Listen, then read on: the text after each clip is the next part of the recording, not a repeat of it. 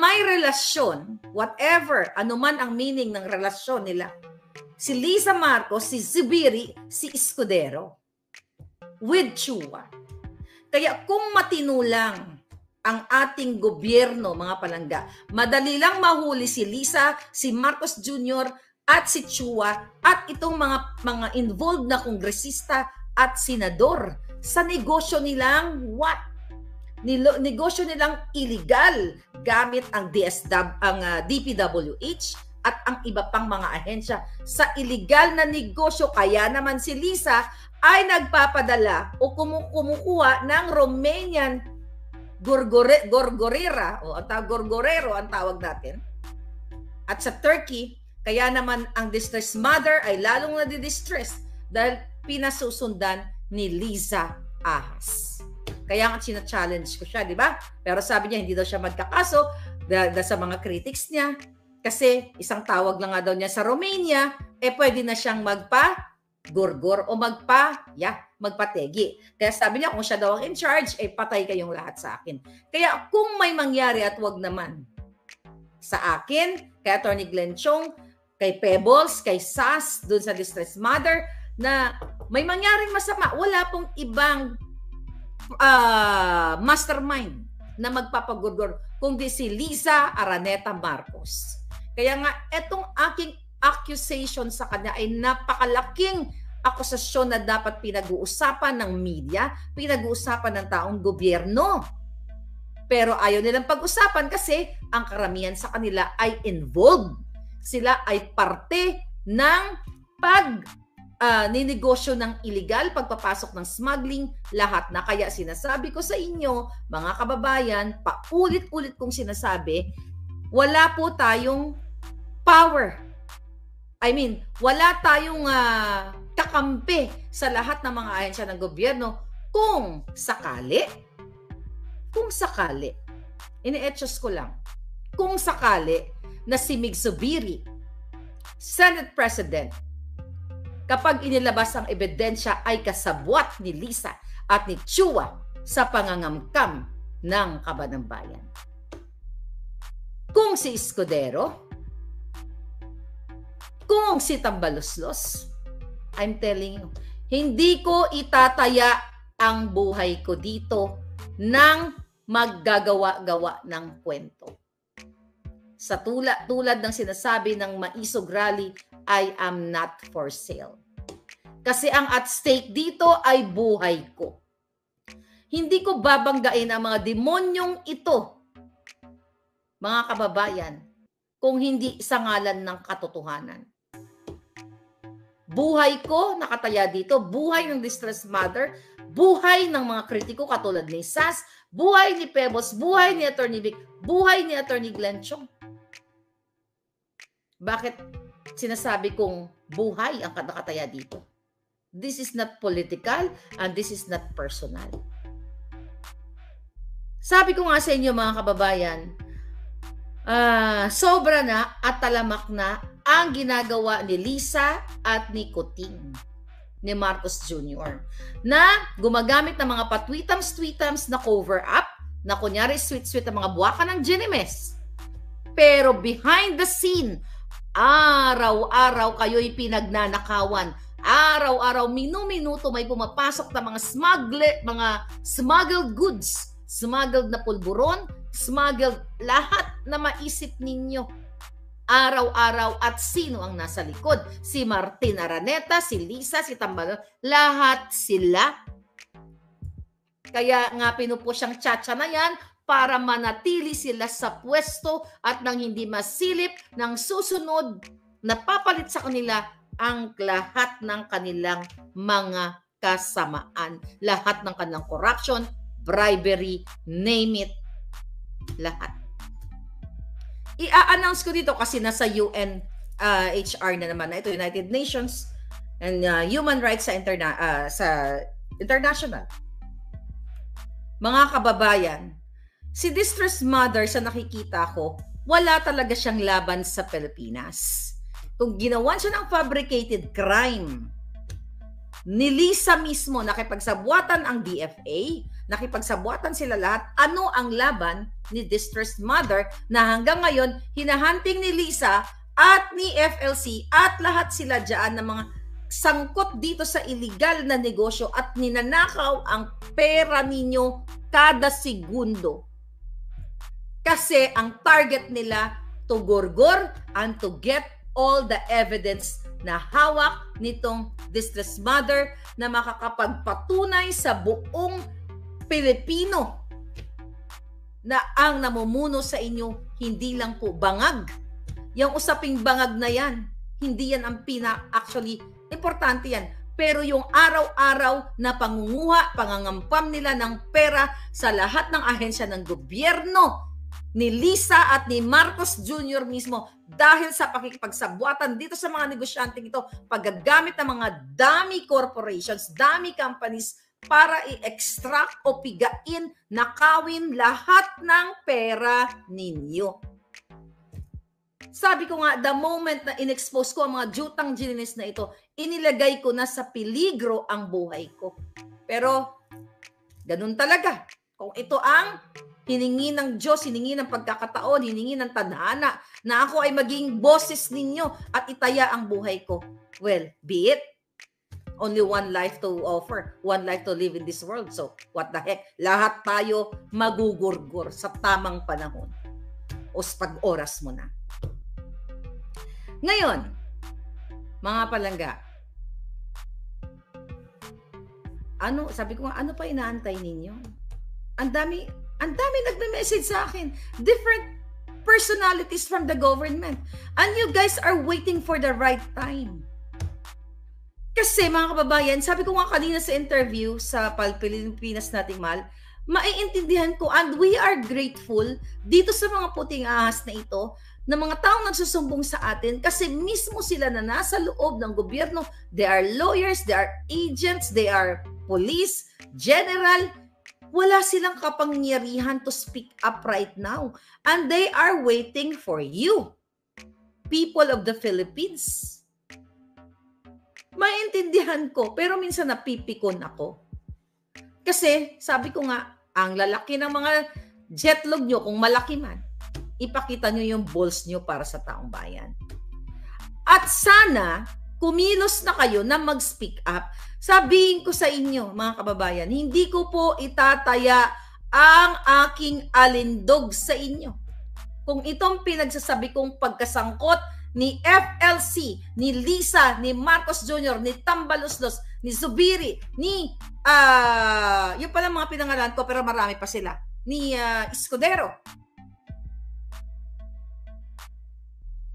Well, kailangan nyo rin kasi makita kung ano yung pinagsasabi ko. Kailangan maikipaikita natin ng dahan-dahan yung mga exhibits o mga ebidensya para malaman ng taong bayan. But again, sa tamang panahon, gusto ko lang namnamin ninyo. Namnamin nyo ang ginagawa ni Liza Tanas every minute kasama ang kanyang mga kasabwat. Hindi sila para sa Pilipino. Kaya magtataka ka bakit si Lisa ay pinush si Louie, ang asawa ni Teddy Boy Locsin, bago pa sila umupo. Naktulungan si Chua. It's not really talaga para sa mga bata. Para kunin ang mga anak ni Chua sa kustodiya ng nanay. The issue is para kunin ang ebidensya na hawak ng nanay. Pero huli na ang lahat. Kahit pagurgurin, at I hope not, mag-ingat ka, Distressed Mother, if you're listening to me. Kahit pagurgurin nyo, ako, si Distressed Mother, hindi nyo na mababawi ang ebidensyang hawak namin. Sabi ko nga, dahil na ipalaganap na yan. At pasasavogin yan ang bonggang-bongga sa tamang panahon. Akala mo, Lisa, FLC, makakaligtas kayo dito. Kung kayo ay nakakalusot dahil hawak nyo lahat ang ahensya ng gobyerno, hawak ni Bangag Jr., darating ang right time na makakalaboso tayo. Kaya sabi ko, alam niyo mga kababayan, I know it's sad. I know malungkot ang sistema na meron tayo sa Pilipinas sa panahon nito ni Marcos Jr. Dahil walang mag-iimbestiga nito. Kahit pailan mo pa ng kaso ito, distress mother, kung narinig ka, kahit pailan mo pa ng kaso sa Supreme Court o kung saan, Court of Appeal, saan man, hindi ka mananalo dito palangga. Dahil hawak ni Lisa lahat yan. The only way that you can win this fight is to expose all of them. And I will use this platform. Ito lang ang meron tayong platform, ang social media. Dahil ang mainstream media, bayad na yan ni Lisa. Hindi man lahat, may natitira pa siguro. Ang mga mainstream media ay sinungalingalan na ni Lisa ang bunganga niyan at tinatakot nila na kapag nagsalita tungkol sa pulburon o malalaking issue sa electoral fraud na in-expose ni Attorney Glenn Chong, itong smuggling, etong pulburon na paulit-ulit, lalo na itong interview ni Liza na manggugurgur siya, tatawag lang sa Romania, at pag siya daw ang in charge ay gurgur kayong lahat. Ayaw niyan pick upin ng mainstream media kasi takot sila na matulad sila sa SMNI, nagigipitin sila. Kaya nga ang tanong ko, actually nakarating to sa akin bago tayo mag-vlog, na even ang GMA7, ABS, lahat sila, mga palangga, ayaw nilang i-touch itong isyong malalaki kasi natatakot sila na, like ang GMA, na matulad sa SMNI. Kaya nga sabi ko dun sa kausap ko kanina, that's from PDEA, no? Okay? Yung isa, ang kausap ko from the Office of the President. Sabi niya, Miss Maharlika, naiintindihan namin yung ginagawa ngayon ng mainstream media. Sabi ko, no sir, hindi ko sila naiintindihan. Kasi vested interest lang. Diba? Sabi nga, their fourth estate, sila ang katuwang ng bayan. Pero bakit ayaw nila ma-exhaust? Ayaw nila matulad sa SMNI. Kasi pag-iinitan sila ni Tambalosas, pag-iinitan sila ni Lisa, sisilipin ang kanilang kumpanya. Hanapan ng butas katulad ng ginawa sa SMNI. Dahil sabi ko, kung itong mga big companies na ito, natakot sila kay Liza Tanas, kay Marcos Jr., ay jutang ginemis. Wala nang pag-asa ang Pilipinas. Magsara na lang kayo. GMA7, News 5, lahat kayo, magsarado na lang kayo. 'Di ba? Ang negosyo nyo, yung magbenta na lang kayo ng mga laman. Okay? Laman, ibenta nyo na lang ang laman ng inyong mga talent dyan. Yan na lang kung ayaw nyong ibalita ang isyong ito dahil takot kayo na matanggalan ng prangkisa at sisilipin. Dahil yan po ang nakarating sa akin. Dahil kaya ayaw nilang magsalita. Natatakot sila kay Tambaloslos, kay Lisa, pag-initan sa Congress. Diba? Yung prangkisa nila. So, kung itong klaseng mga mainstream media ay ganito, diba? Katulad ni Taberna, kasabwat ni Lisa. Saan kayo pupulutin, mga kababayan? Magpapaniwala kayo kay Lisa? Napag-tweetams sila? Nakita niyo na yung kabubahan niya, kabangagan niya nung interview? My God, kahit elementary, kayang intindihin kung anong scripted interview niya. At nakita ninyo kung gaano siya ka-jejimon. So, itong mga Malacanang press corps, alright? Kaya lagi ko kayong actually ayoko kayong boltsakin eh. Mahiya kayo sa mga anak niyo. Wala kayong bayag lahat. Mga duwag. At gusto nyong manahin kayo ng mga anak niyo. Pinapalamon niyo sila ng payola. Hindi man lahat. Baka may natirang kalahati dyan. Aswang siguro yun. 0.01. Mga duwag kayo. Hindi kayo lingkod bayan. Hindi totoong walang kinikilingan, walang pinoprotektahan. Wala kayong bayag lahat. Hinahamon ko kayo. Dahil kung magsalita kayong lahat, kahit na si Lisa ay winawarningan kayo na tatanggalan kayo ng prangkisa. Pero kung lahat kayo ay magsalita, mag-alsa para sa tunay na boses ng bayan, hindi nila kayo kayang pagdiskitahan. Imagine nyo kung magsalita kayo lahat, GMA, News 5, lahat. Tapos isa-isahin kayong silipin. Siyempre makikita ng taong bayan na kayo ay ginigipit katulad ng SMNI. Pero dahil kayo ay vested interest, personal lang, nego-negosyo lang, huwag na kayo magbalita tungkol sa nangyayari sa politika.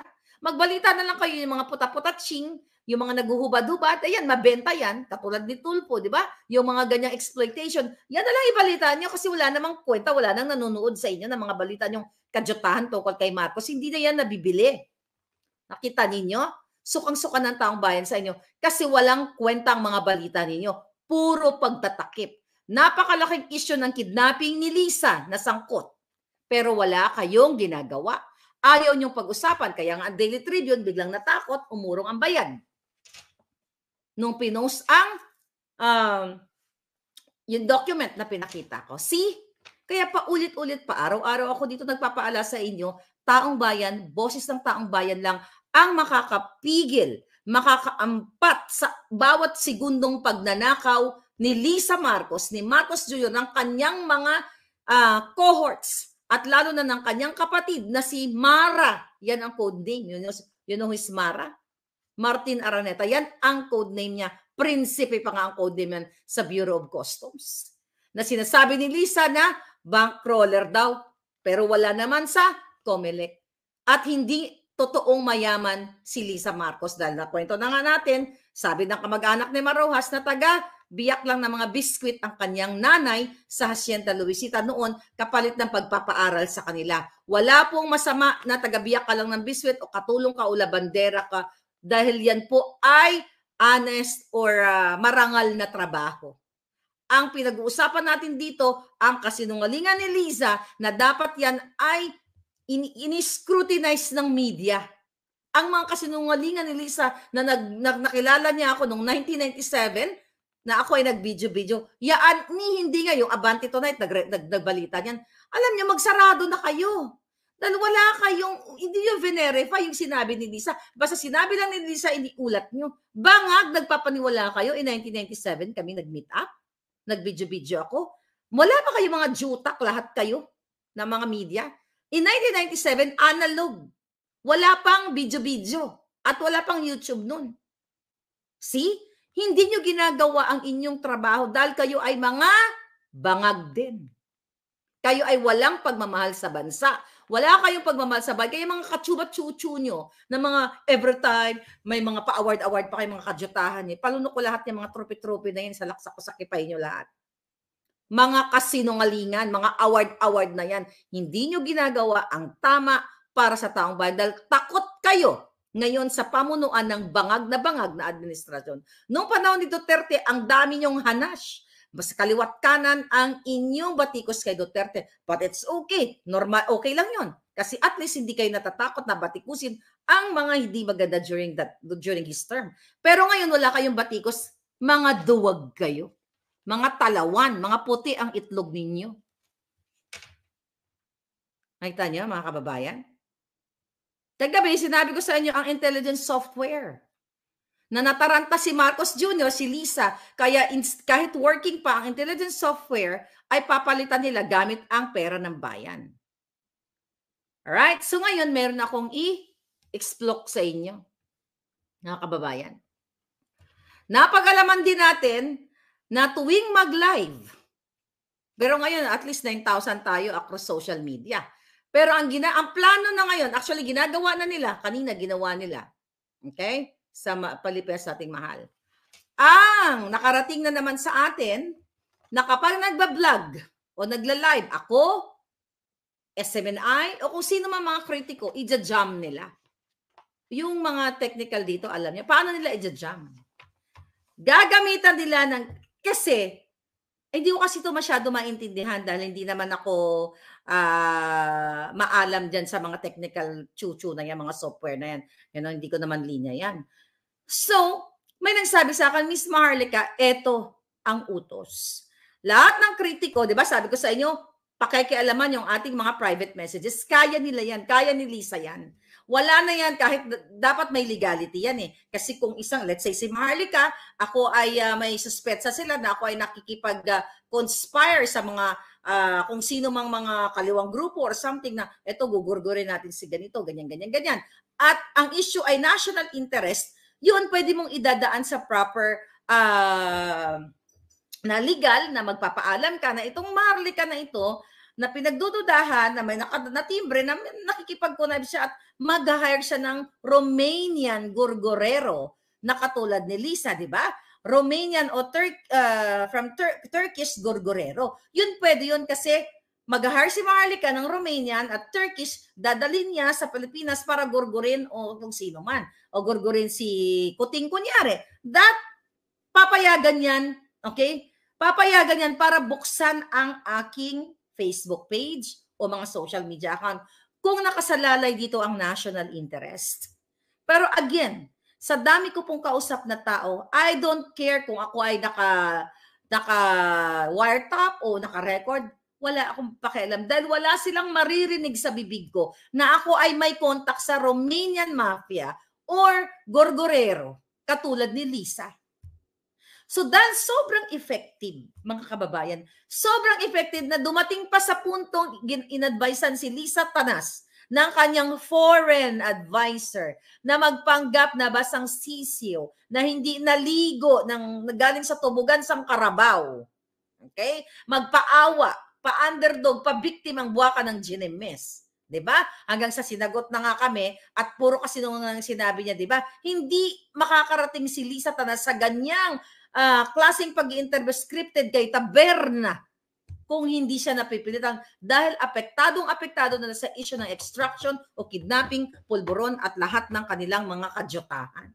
Hindi gagawin ni Lisa yan sa pagkakilala ko at pagkakilala ni Glenn Chong at sa pagkakilala ng maraming mga kaletsyahan niya dyan sa kaniyang kasabwat niya. Ngayon, napag-alaman na dahil gigil na galit ng mga yawa, ija-jam tayo.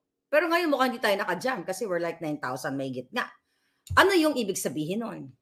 So, tinitignan nila yung demographics kung saan malakas or maraming nanonood. Let's say, for example, nakita nila sa Quezon City, ito, ang daming nanonood kay Maharlika. O dito sa Davao, ang daming nanonood kay Maharlika. So meron pala yan, yung jammer na yan, madali lang yan, kayang-kaya ni DICT, Ivan U yan. Kayang-kaya ng PIDEA yan, kayang-kaya nila lahat kasi ginagamit nila yan sa mga operation. Na kapag may ino-operate sila, itong particular na area na to, let's say, itong Quezon City Circle, kunyari, dyan nila dadampot, dyan nila i-operate yung kasabwat ni Lisa, you know, na may bit-bit na 1.8 na toneladang 1.8 tons na pulburon. Diba? Tapos biglang the next day, diba, nabawasan ng 400 kilograms. So dyan nila i-operate. So para hindi magkaroon ng communication o ma-stop lahat ang communication ng mga kriminal na katulad ni Lisa, i-jam nila. So gagamitin nila yung approach na yan sa mga vloggers like me. Imagine mo, sabi ko, what? Sabi ko, really? Ganun po sila ka-desperate. Ganun ka-desperado ang gobyernong ito. Maliban sa pangimasukan ng napansin niyo, di ba? Nawawala yung ating mga vlogs. Nawawala. I mean, hindi nyo nakikita. Marami nagme-message sa Miss Maharlika, hindi ko nakikita. Miss Maharlika, yung boses mo, brrr, ganun. May disruption. May dinidistort. Ang utos ni Ahas yan. Kasi pikon na pikon ang mga yawa. Okay lang. Kasi hindi naman sila forever magja-jam. Kasi the next day, available pa naman yung ating video, pwede naman kayo mag-replay. Pero kaya, dahilan, kung bakit kayo dyan sa mga lugar ninyo, ang dami kong nababasa eh. Miss Maharlika, wala kang boses. Miss Maharlika, ganito, ganyan, da. Malay ko ba dyan? Pero dahil dalawang tao na magkaibang tao, ang nag-report sa akin ay buhaka ng Ginemes. Kahapon, ang report sa atin, yung mga messaging lang ang kanilang titignan. Kasi gusto nilang alamin kung sino mga kausap ko, kausap ninyo. Ngayon, hindi na ako naipag-usap sa messenger ng mga sensitive na mga expose. Hindi ka makakahagap, Lisa. Hindi ka makakahagap ng signal, tandaan mong ginayupa ka. So yan, imagine nyo, ganito kababo yung gobyerno nyo. Kayo mga taga-PDEA, kayo mga taga-NBI, kayo mga PNP, alam nyo sinasabi ko. DICT, alam nyo to. Melita Menorias, may God cover you and other DDS supporters with your mantle of love and your most precious blood in Jesus' name, amen.